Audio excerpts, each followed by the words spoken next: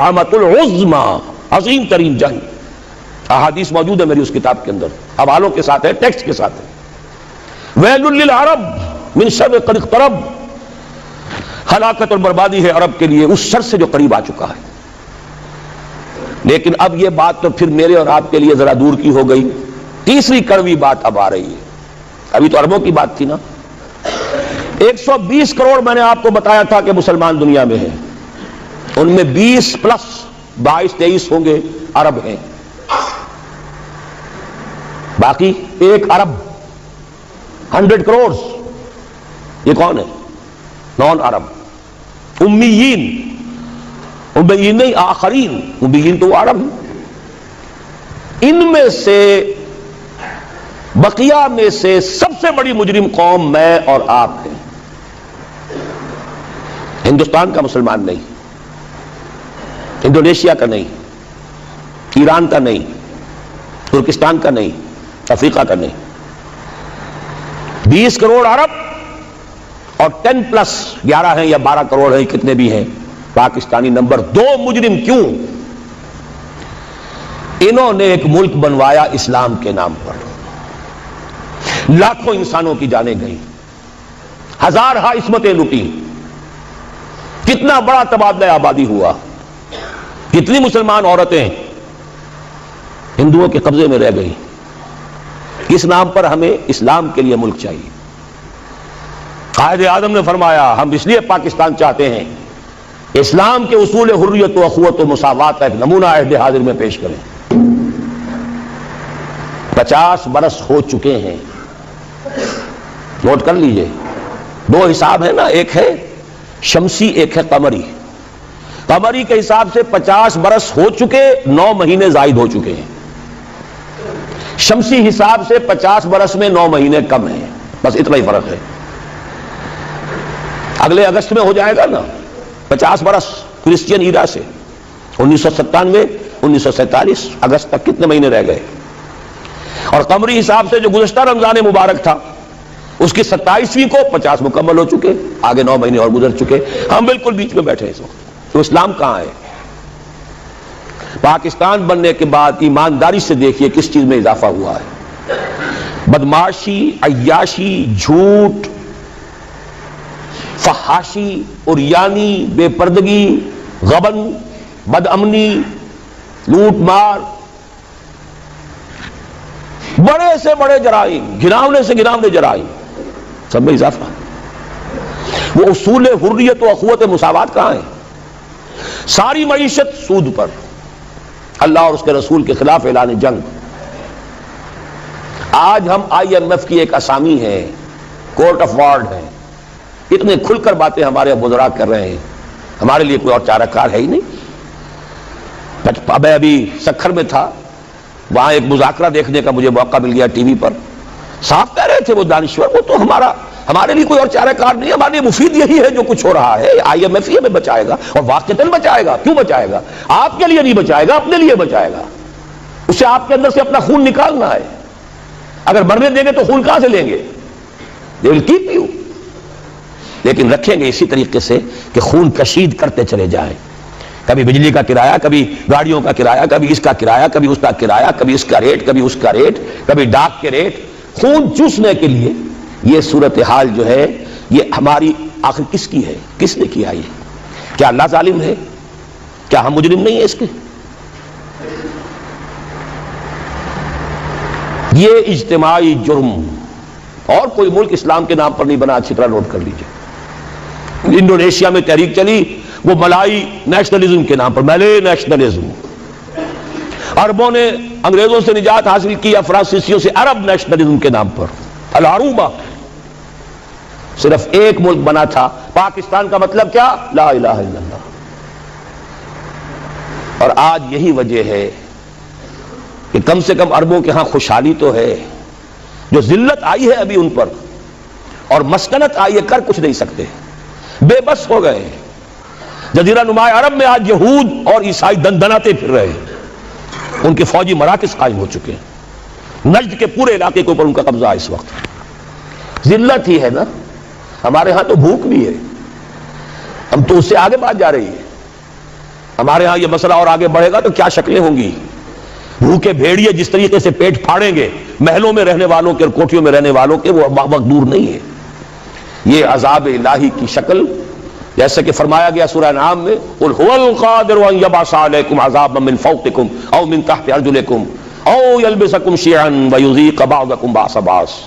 اے نبی ان سے کہہ دیجئے اللہ اس پر پوری طرح قادر ہے کہ تم پر کوئی عذاب بھیج دے تمہارے سروں کے اوپر سے یا تمہارے قدموں کے نیچے سے نکال دے، یا اللہ کو کوئی اور کام کرنا ہی نہ پڑے، تمہیں کو آپس میں ٹکرا دے، ایک دوسرے کی طاقت کا مزہ چکھائے.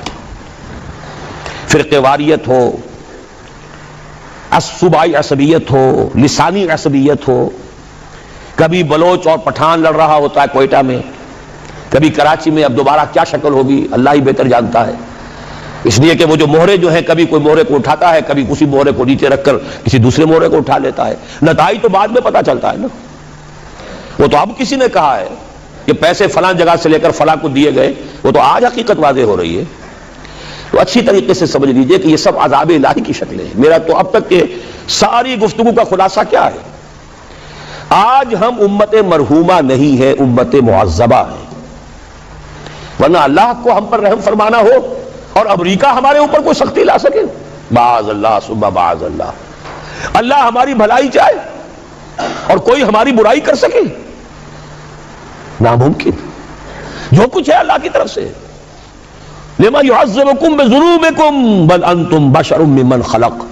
تم اپنی جگہ پھلے خواہ بنے بیٹھے رہو، ہم تو امت مرحومہ ہیں، ہم تو اللہ کے پیارے ہیں، لاڈلے ہیں. قالت اليهود والنصارى نحن ابناء الله واحباؤه قل فلم يعذبكم بذنوبكم بل انتم بشر ممن خلق. پھر اللہ تمہارے گناہوں کی پاداش میں تمہیں سزا کیوں دے رہا ہے، عذاب کیوں دے رہا ہے؟ تم بھی ایسے ہی انسان ہو جیسے دوسرے انسان اللہ نے بنائے.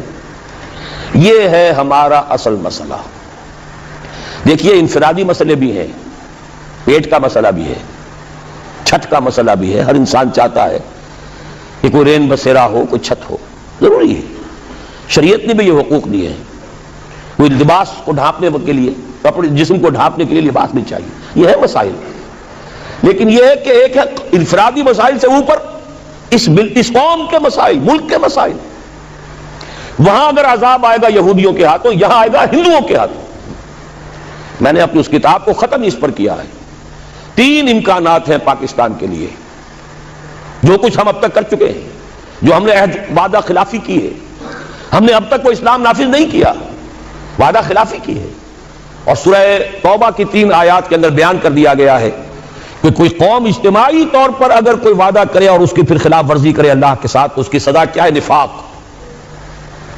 منافقین کے بارے میں فرمایا وَمِنْهُمْ مَنْ عَاهَدَ اللَّهَ لَئِنْ آتَانَا مِنْ فَضْلِهِ لَنَصَّدَّقَنَّ وَلَنَكُونَنَّ مِنَ الصَّالِحِينَ فَلَمَّا آتَاهُم مِنْ فَضْلِهِ بَخِلُوا بِهِ وَتَوَلَّوْا وَهُمْ مُعْرِضُونَ فَأَعْقَبَهُمْ نِفَاقًا فِي قُلُوبِهِمْ. ان میں ایک لوگ وہ بھی ہیں منافقوں میں جنہوں نے اللہ سے عہد کیا تھا اگر ہمیں غنی کر دے گا، دولت مند کر دے گا، ہم خوب صدقہ خیرات نیک کام کریں گے. جب اللہ نے غنی کر دیا تو اب بخل سے کام لیا، وعدہ بھول گئے، وعدہ خلافی کی، اعراض کر لیا.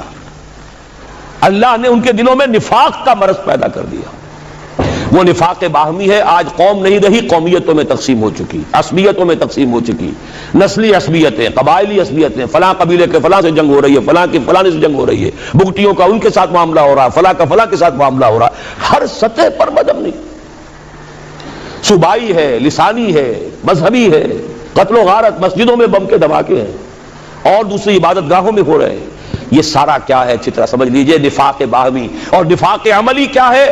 3 چیزوں کو حضور نے فرمایا کہ جس کے اندر یہ ہو جائیں وہ کٹر منافق ہے. چاہے وہ نماز پڑھتا ہو، روزہ رکھتا ہو اور اپنے آپ کو مسلمان سمجھتا ہو، جب بولے جھوٹ بولے، جب وعدہ کرے خلاف ورزی کرے، امین بنایا جائے تو خیانت کرے.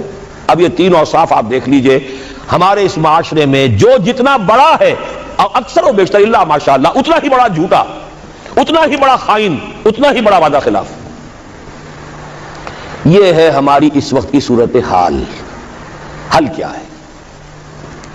دیکھیے حل، اب میں اوپر ہی سے چلوں گا. جب تک دنیا کے کسی ایک قابل لحاظ رقبے کے ملک میں پورے اسلام کے نظام کو قائم کر کے نہ دکھا دیا جائے کہ ہم اس قابل ہو جائیں کہ دنیا کو دعوت دے کہ آؤ دیکھو یہ ہے اسلام، آؤ دیکھو یہ ہے محمد کا دین صلی اللہ علیہ وسلم. آپ دعائیں مانگتے ہیں اللہم انصر من نصر دین محمد صلی اللہ علیہ وسلم واجعلنا منہم واخذل من اعرض عن دین محمد صلی اللہ علیہ وسلم ولا تجعلنا معهم. کہیں تو دکھاؤ یہ دین ہے محمد کا صلی اللہ علیہ وسلم. کتابیں نہیں پڑھیں گے، وہ کتابوں میں تو اچھی سی اچھی باتیں لکھی جا سکتی ہیں. کیا ہے یہ کہو کہ حضور ایسے تھے اور صحابہ ایسے ہیں، پدرم سلطان بود بھائی ہوں گے، تم کیا ہو؟ تھے تو آبا وہ تمہارے ہی، مگر تم کیا ہو؟ ہاتھ پر ہاتھ دھرے منتظر فردا ہو. جب تک کسی ایک ایسا نہ ہو کہ کوئی چھوٹا سا گاؤں ہو، کوئی جزیرہ ہو، سائزیبل ملک ہو، درمیانی درجے کا ملک ہو، جس میں وہ نظام قائم کر کے دکھایا جائے. The political socio economic system of خلافہ جو محمد عربی صلی اللہ علیہ وسلم نے قائم فرمایا، اس کا سیاسی نظام کیا تھا، اس کا قانونی نظام کیا تھا، اس کا عدالتی نظام کیا تھا، اس کا زمین کا بندوبست کیا تھا، اس کا مالیاتی نظام کیا تھا، اس میں غرباء کی کفالت کا نظام کیا تھا. یہ سارا نظام اگر آپ قائم کر کے نہیں دکھاتے تو اس کا مطلب یہ ہے کہ آپ اللہ کی ریپرزنٹیشن کا حق ادا نہیں کر رہے. You are the representatives of Allah on this earth. کتاب آپ کے پاس ہے، قرآن آپ کے پاس ہے، نبی کے نام لیوا ہی نہیں، ٹھیکیدار آپ ہیں. سارے نبیوں سے افضل ہمارا نبی، سارے نبیوں سے افضل ہمارا نبی. یہ ترانے گانے سے تو نہیں بات بنتی. ذرا ان کا کوئی کردار، ان کے جھلک کوئی اپنے اخلاق میں، اپنے کردار میں بھی تو دکھاؤ، اپنے معاشرے میں بھی تو دکھاؤ. یقیناً افضل ہیں، اس میں کیا شک ہے. سید البشر ہیں، افضل المرسلین ہیں، اکمل الرسل ہیں، خاتم النبیین ہیں، کیا شک ہے اس میں. لیکن دکھاؤ تو صحیح بھائی. جب تک ہم یہ نہیں کرتے ہم مجرم ہیں. ہماری سزا شکلیں بدلے گی، پڑھتے رہیں گے کوڑے. اچھی طرح سن لیجیے. کبھی وہ کوڑا افغانستان میں ہوگا، کبھی وہ کشمیر میں ہوگا، کبھی اریٹریا میں ہوگا، کبھی فلپائنز میں ہوگا، کبھی چچنیا میں ہوگا، کبھی بوسنیا میں ہوگا، کبھی صومالیہ میں ہوگا، کبھی کہیں اور ہوگا، کبھی عراق میں ہوگا. وہ کوڑے پڑتے رہیں. ہے تو ایک ہی جسد ہے نا امت محمد کا. جہاں تک ذلت ہے، مسکنت ہے، بے وقاری ہے، وہ تو پوری امت کی ہے. باقی تو وہ اضافی کوڑے ہیں نا. ذلت تو ہے ہی ہے، ذلیل تو ہے ہی ہے، کوئی حیثیت ہماری ہے ہی نہیں. پوری دنیا کو کنٹرول کرنے والے G15 یا G7، اور کوئی مسلمان ملک جیسے ہم کہتے ہیں نہ 3 میں نہ 13 میں، نہ G15 میں ہے اور نہ G7 میں. کنٹرول تو وہ کر رہے ہیں. سیکیورٹی کونسل اور اس میں ویٹو ہے کسی مسلمان کے پاس. ایٹم بم پاکستان کو سب سے زیادہ جو اس وقت مورچہ بنایا ہے. کیوں بنایا ہے؟ یہاں اندیشہ ہے ایٹم بم کا. اسرائیل کو اگر کوئی کنفرنٹ کر سکتی ہے کوئی قوم تو وہ صرف پاکستان. یہی تو وجہ ہے. تو اب اچھی طرح سمجھ لیجئے، پہلی بات تو یہ ہے کہ جب تک دنیا کے کسی نہ کسی ایک قابل لحاظ رقبے کے ملک پر اللہ کا دین عملاً قائم کر کے ہم نہیں دکھائیں گے، وہ فرض کفایہ ہو جائے گا پوری امت کی طرف سے. اگر ایک جگہ بھی ہم دکھا دیں، آؤ بھائی یہ کھلے ہوئے دروازے، آؤ دیکھو with your own eyes, come here and see for yourself. This is Islam. This is the rahmat of Muhammad صلی اللہ علیہ وسلم. وما ارسلناک الا رحمۃ للعالمین. آؤ دیکھو اپنی آنکھوں سے رحمت للعالمین کے مظاہر دیکھو. پہلی بات تو یہ ہوئی. دوسری بات، اب آ گیا نیچے اتر کر ایک سیڑھی. سب سے زیادہ جس کام کے لیے اللہ تعالیٰ نے مواقع عطا کیے وہ ہمیں کیے. چند چیزیں میں گنوا دینا چاہتا ہوں. ختم نبوت کے بعد سب سے بڑا دینی منصب مجددین امت. ان اللہ یبعث فی ہذہ الامہ علی راس کل 100 عام من یجدد لہا دینہا. 1000 برس تک سارے مجددین عالم عرب میں آئے اور 11ویں صدی سے شروع ہو گئے ہندوستان میں. مجدد الفسانی رحمت اللہ علیہ، شاہ ولی اللہ دہلوی رحمت اللہ علیہ، سید احمد بریلوی رحمت اللہ علیہ. پھر 14ویں صدی میں حضرت شیخ الہند، علامہ اقبال جیسا مفکر، مولانا مودودی جیسا مصنف، مولانا الیاس جیسا مبلغ پوری دنیا میں کہیں نظر نہیں آئے گا. کوئی وجہ تو ہے، اللہ نے سلیکٹ کیا ہے. ان اللہ اصطفیٰ آدم و نوحا وآل ابراہیم وآل عمران علی العالمین. اللہ چن لیا کرتا ہے نا. پھر خلافت ختم ہوئی تو تحریک صرف یہاں چلی، کہیں چلی. اور کتنی غیرت تھی، کتنے لوگوں نے جیلوں کے اندر جا کر جو ہے جیلوں کو آباد کیا، کتنوں نے ہجرت کر لی، چلے گئے افغانستان چلے گئے. یہ تو اس صدی کی تاریخ ہے، بدقسمتی ہماری ہے کہ ہم اس سے بھی واقف نہیں۔ بولی اماں محمد علی کی جان بیٹا خلافت پہ دے دو، ساتھ ہیں تیرے شوکت علی بھی، جان بیٹا خلافت پہ دے دو۔ اس سے پورا ہندوستان گونج گیا تھا، گاندھی شریک ہوا۔ وہ تو جیسا میں بتا چکا ہوں، وہ ایک ترک کے ہاتھوں کام ختم کرا لیا۔ اب کیا کرو گے تم؟ مدعی سست گواہ چست۔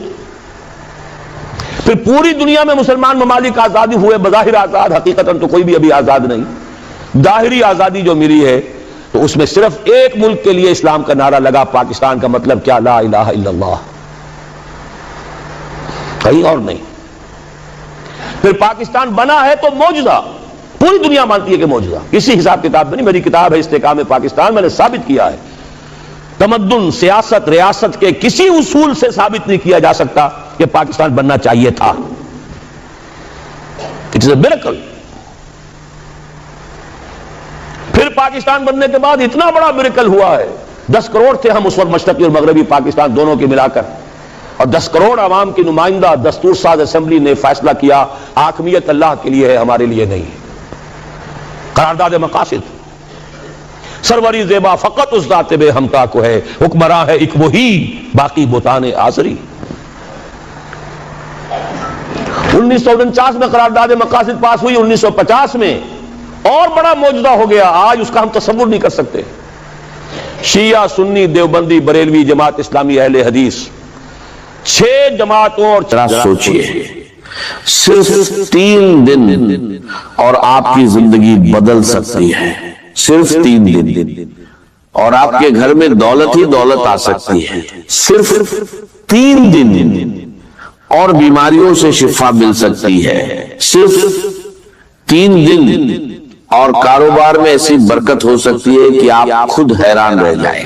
یہ کوئی عام عمل نہیں، یہ ہے سورۃ الکوثر کا 3 دن کا وظیفہ۔ محترم ناظرین، یہ عمل بہت خاص ہے جس کے بڑے فائدے ہیں۔ پہلا، گھر میں دولت اور برکت آتی ہے۔ دوسرا، بیماریوں سے شفا ملتی ہے۔ تیسرا، کاروبار میں زبردست ترقی ہوتی ہے۔ خاص بات یہ ہے کہ اگر گھر کا ایک بھی شخص یہ عمل کر لے تو پورے گھر کی قسمت بدل سکتی ہے۔ صرف 3 دن کا عمل اور اتنے بڑے فائدے، اس لیے اسے ضرور کریں۔ اس میں ایک خاص دعا بھی ہے جسے پڑھنے سے دعائیں قبول ہوتی ہیں اور اللہ بندے کو عطا فرما دیتا ہے۔ اب سب سے پہلے سورۃ الکوثر، بسم اللہ الرحمن الرحیم، انا آتیناک الکوثر فصل لربک وانحر ان شانئک ھو الابتر۔ بلا شبہ ہم نے تمہیں کوثر عطا کی تو اپنے رب کے لیے نماز پڑھو اور قربانی کرو، یقیناً تمہارا دشمن ہی بے نام او نشان ہوگا۔ حدیث مبارکہ میں آتا ہے رسول اللہ صلی اللہ علیہ وسلم پر ایک لمحے کے لیے کیفیت طاری ہوئی، پھر آپ مسکرائے اور فرمایا ابھی مجھ پر ایک سورت نازل ہوئی ہے۔ پھر آپ نے پوری سورت الکوثر کی تلاوت کی اور فرمایا، جانتے ہو کوثر کیا ہے؟ صحابہ نے عرض کیا اللہ اور اس کا رسول بہتر جانتے ہیں، تو آپ نے فرمایا یہ جنت کی ایک نہر ہے جو میرے رب نے مجھے عطا کی ہے، جس پر میری امت قیامت کے دن آئے گی، اس کے برتن آسمان کے ستاروں کے برابر ہوں گے، اس کی مٹی خالص مشک ہوگی اور اس کے کنکر بھی موتی ہوں گے۔ ناظرین، یہ ہے اس سورت کی فضیلت۔ اب عمل کی ترتیب سمجھ لیجئے، بہت غور سے سنیے۔ سب سے پہلے درود پاک، صرف 7 مرتبہ درود ابراہیمی جو ہم نماز میں پڑھتے ہیں، اللہم صلی علی محمد وعلی آل محمد کما صلیت علی ابراہیم وعلی آل ابراہیم انک حمید مجید، اللہم بارک علی محمد وعلی آل محمد کما بارکت علی ابراہیم وعلی آل ابراہیم انک حمید مجید۔ اس کے بعد یہ عمل شروع ہوتا ہے۔ ناظرین، جو شخص اپنی جیب، اپنے گھر کو دولت سے بھرنا چاہتا ہے، ہمیشہ کے لیے خوشحالی چاہتا ہے، تو آج ہی یہ عمل کر لیں۔ یہ 3 دن کا وظیفہ ہے، لیکن یہ 3 دن بہت خاص ہے۔ پہلا پیر کا دن، دوسرا جمعہ رات، تیسرا जुम्मा का दिन, इन दिनों में अगर ये अमल किया जाए तो इसकी बरकतें बहुत जल्दी सामने आती है। लेकिन याद रखिए, जिस दिन भी शुरू करें, लगातार 3 दिन करना है। अगर पीर से शुरू करे तो पीर, मंगल, बुध। अगर जुम्मा रात से शुरू करे तो जुम्मा रात, जुम्मा, हफ्ता, इंशा अल्लाह, अल्लाह जो भी दुआ मांगी जाएगी अल्लाह ताला फौरन कबूल फरमाएगा।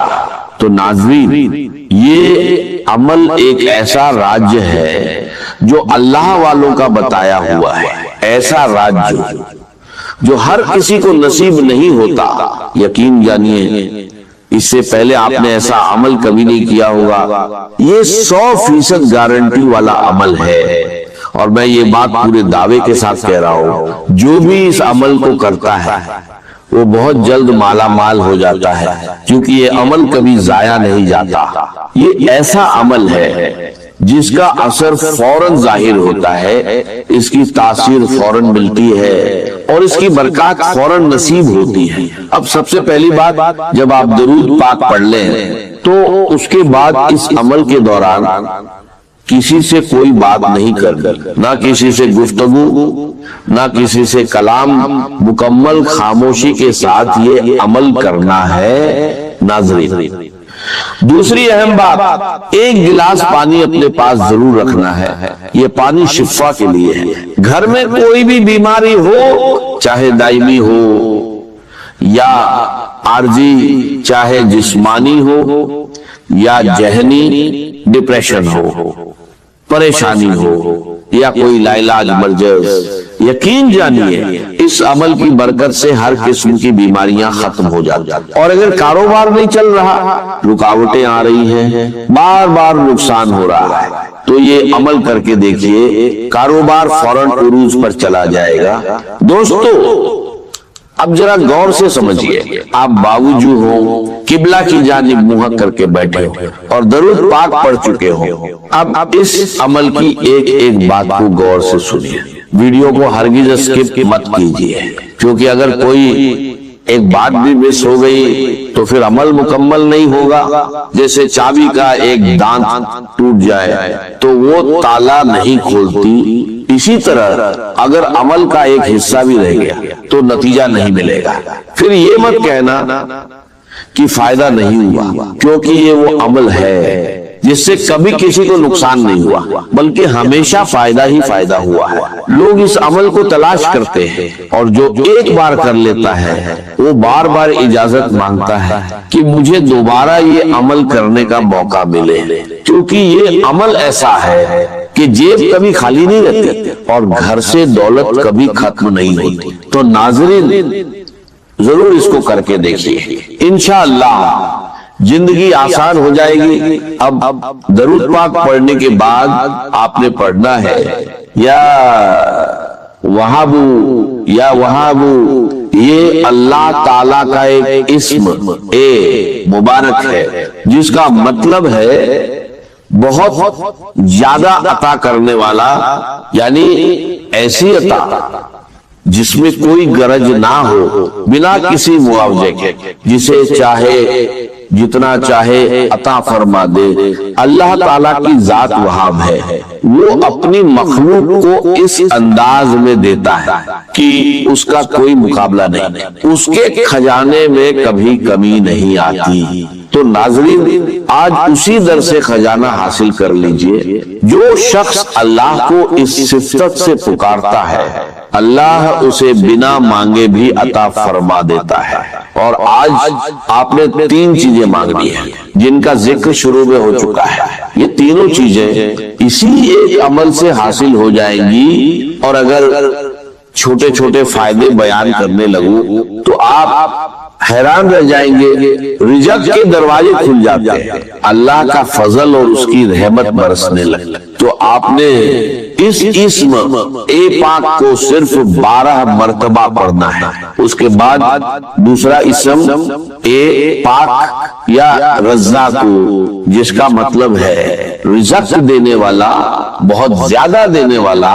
ये वो इस्म है जिसे پڑھنے والے مالا مال ہو جاتے ہیں، لیکن یہاں بھی زیادہ تعداد نہیں، صرف تھوڑی سی تعداد میں پڑھنا ہے۔ جب یہ تمام اذکار ایک ساتھ پڑھے جاتے ہیں تو ان کی تاثیر کئی گنا بڑھ جاتی ہے۔ اگر آپ کے پاس کوئی ذریعہ آمدن نہیں تو ذریعہ بھی بن جاتا ہے، چاہے آپ امیر ہو یا غریب، فقیر ہو یا تنگ دست، اللہ سب پر کرم فرماتا ہے اور سب کو مالا مال کر دیتا ہے۔ جو شخص غنی ہونا چاہتا ہے، دولت حاصل کرنا چاہتا ہے، وہ یہ عمل کر کے دیکھے، یقین جانیے اپنی جگہ سے اٹھنے سے پہلے اللہ اسے نواز دیتا ہے۔ اگر کوئی رکاوٹ ہے، کاروباری مسائل، شادی کے مسائل، رشتوں کے مسائل، گھر کی نافرمانیاں یا قرض کا بوجھ، تو یہ عمل کیجئے، اللہ غیبی مدد فرماتا ہے اور قرض ادا ہونے کے اسباب پیدا ہو جاتے ہیں۔ اگر آپ غیبی مدد دیکھنا چاہتے ہیں تو یہ عمل ضرور کیجئے۔ ناظرین، یہ ہر مقصد کے لیے ہے اور وہ تین بڑے فائدے، دولت، کاروبار کی برکت اور شفا، یہ سب آپ کو اسی عمل سے ملیں گے۔ اب ایک گلاس پانی جو آپ نے پاس رکھا ہے اسے اس شخص کو پلائے جو بیمار ہے یا پریشان حال ہے۔ اگر خود آپ بیمار ہیں، سر درد، معدہ، کمر درد، جوڑوں کا درد یا کوئی بھی بیماری، اللہ کے فضل سے اس پانی کے ذریعے شفا نصیب ہوگی، کیونکہ اس میں آپ کو سورہ کوثر بھی پڑھنی ہے۔ اب میں سورہ کوثر کی بات کرتا ہوں، لیکن سب سے پہلے جو اسم اے پاک میں نے آپ کو بتایا تھا، یعنی یا رجاکو، اس کے کمالات دیکھیں جب آپ اسے پڑھیں گے۔ اس کی برکت سے روزی کے سلسلے میں نئی نئی راہیں کھلتی ہیں، نئی جگہوں سے رزق کے اسباب پیدا ہوتے ہیں۔ یہ عمل رزق کی پریشانیوں سے نجات دیتا ہے اور انسان کے لیے مالداری اور عزت کے راستے کھولتا ہے۔ جو لوگ روزی میں برکت اور کامیابی چاہتے ہیں وہ یہ عمل کرے، اللہ کا فضل ضرور دیکھیں گے۔ جو شخص خاص دعا میں شامل ہونا چاہتا ہے وہ ایک بار درود پاک پڑھ کر اس کا ثواب بخش دے، انشاءاللہ اسے دعاؤں میں یاد رکھا جائے گا، کیونکہ دعا سے تقدیر بدل جاتی ہے۔ یہ عمل ہر کوئی کر سکتا ہے، امیر، غریب، مرد، عورت، بچے، بزرگ، بس ناپاک حالت میں عورتیں نہ کرے۔ اس کے لیے کوئی خاص دن یا وقت کی پابندی نہیں، لیکن فجر یا عشاء کے بعد کرنا بہتر ہے۔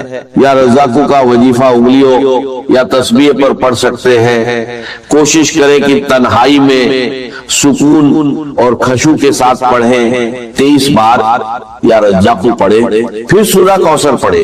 بسم اللہ الرحمن الرحیم انا اعطیناک الکوثر، پھر یہ دعا 3 بار پڑھے، لا الہ الا اللہ سبحان الشافی الکافی، ترتیب یاد رکھے، یا وہاب یا رزاقو، سورہ کوثر دعا، اس میں کوئی آگے پیچھے یا کمی بیشی نہ کرے اور بیچ میں کسی سے بات نہ کرے۔ عمل کے بعد وہیں بیٹھ کر دعا کرے۔ اگر رات کو کرے تو وضو کے ساتھ سو جائیں، صبح مقدر چمک اٹھے گا۔ اگر صبح کرے تو پورا دن کامیابی ملے گی۔ عمل کے بعد سامنے رکھا پانی کا گلاس لے، اس پر دم کرے اور 3 گھونٹ میں پی لے، ہر بار بسم اللہ پڑھ کر۔ اگر گھر میں زیادہ لوگ ہیں تو اسی پانی کو بڑھا کر سب کے لیے استعمال کر سکتے ہیں، لیکن گھر سے باہر کسی کو نہ دیں۔ اب سورہ کوثر کا طریقہ تھوڑا خاص ہے، اس کی اہمیت بہت زیادہ ہے۔ اسے سورت اے شفا بھی کہا جاتا ہے، جو روشنی اور نور کی طرح انسان کی زندگی کو چمکا دیتی ہے۔ کبھی اسے گرہن بھی لگ جاتا ہے، دن بھر میں یہ 3 حالات بدلتا ہے، صبح اور شام ہلکا اور دوپہر میں تیز۔ لیکن قرآن پاک کی یہ سورت سورہ کوثر اتنی روشن ہے کہ پوری دنیا کو چمکا دیتی ہے، پورے گھر کو روشن کر دیتی ہے۔ جو بھی اسے پڑھتا ہے وہ خود بھی چمک جاتا ہے اور اس کی نسلیں بھی اس کی برکت سے روشن ہو جاتی ہیں۔ آج بہت سے لوگ اپنی بے علمی اور جہالت کی وجہ سے قرآن سے دور ہیں، جبکہ قرآن میں شفا، رزق، دولت اور عزت سب کچھ موجود ہے۔ میں چاہتا ہوں کہ کوئی بھی محروم نہ رہے۔ جو یہ عمل کرے گا انشاءاللہ کامیاب ہوگا، لیکن خوش نصیب ہی اسے پورا کر پاتے ہیں۔ طریقہ یہ ہے کہ سورہ کوثر ہر بار